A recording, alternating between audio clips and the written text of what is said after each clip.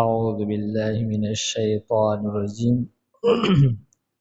بسم الله الرحمن الرحيم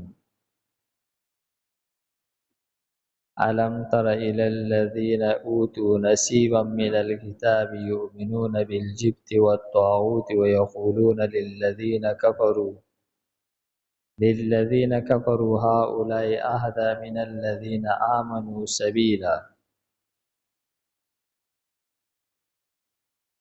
دی آیات مبارکه کې د یهودو یو بل لوی قباحت ذکر کړي چې دا يهوديان سره دینا چې دا د تورات عالمانو په تورات باندې د دوی علم او د توحید دعوت دوی کوله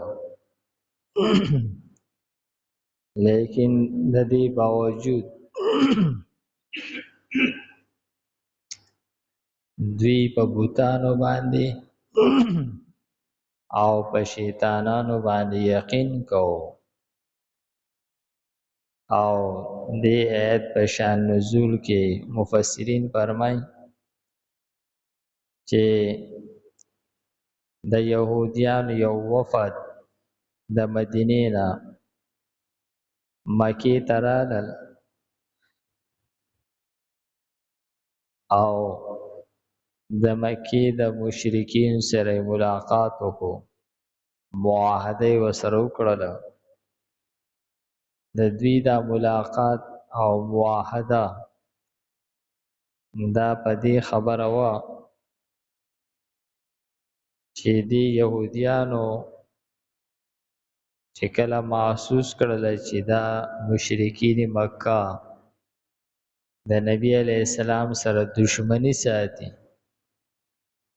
نو دوی سره ملاقات وکړو معاهده په دې وکړه چې مونږ به د دې مسلمانانو خلاف تاسو مرګري یو